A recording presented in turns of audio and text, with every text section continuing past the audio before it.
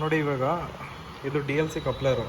ಇವಾಗ shine, Activa, ಯೂನಿಕಾನು, ಇನ್ನು ದೊಡ್ಡ ಗಾಡಿಗಳು ಯಾವ ಇದ್ರೂ ಕೂಡ ಇದರಲ್ಲೇ ಕೋಡ್ ತಿಳ್ಕೊಂಡು ಹಾಗೆ ಎರೇಸ್ ಮಾಡೋದು. ಓಕೆನಾ. ಇದಿಲ್ಲ ನಿಮ್ಮ ಹತ್ರ ಅಂತ ಹೇಳಿದ್ರೆ ಏನಾದರೂ ಆಲ್ಟರ್ನೇಟ್ ಮಾಡ್ಕೋಬೇಕಂತ ಹೇಳಿದ್ರೆ BS6 ಗಾಡಿಗಳದ್ದು ವೈರಿಂಗ್ ಕಿಟ್ ಬರುತ್ತಲ್ಲ, OBD2ದು, ಶೈನ್ ಆಗಲಿ, ಆ್ಯಕ್ಟಿವ್ ಆಗಲಿ, ಆ್ಯಕ್ಟಿವ್ 125 ಆಗಲಿ, ಅದರಲ್ಲಿ CKP ಸೆನ್ಸರ್ದು ವೈರ್ ಬರುತ್ತೆ ಒಂದು ಕನೆಕ್ಷನು. ಓಕೆನಾ. ಇದು ACG ಕಾಯಿಲ್ದು. ನೆಕ್ಸ್ಟ್ ಅದಾದಮೇಲೆ ಇದು CKPದು ಬರುತ್ತೆ. ಈ CKP ಇದೆಯಲ್ಲ, ಇದನ್ನು ಕಟ್ ಮಾಡಿಕೊಂಡು ಜುಗಾಡ್ ಮಾಡ್ಕೋಬೋದು ಸದ್ಯಕ್ಕೆ. ಓಕೆನಾ. ಪರ್ಮನೆಂಟ್ ಕೂಡ ಯೂಸ್ ಮಾಡ್ಬೋದು. ಅದು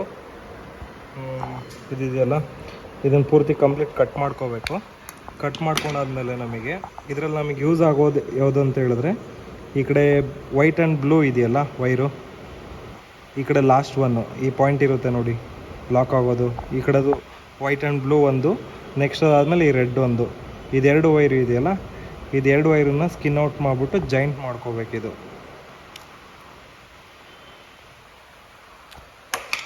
ಇದನ್ನ ಜಾಯಿಂಟ್ ಮಾಡಿಕೊಂಡ್ರೆ ನಿಮಗೆ ಇವಾಗ DLC ಕಪ್ಲರ್ ರೆಡಿ ಇದು.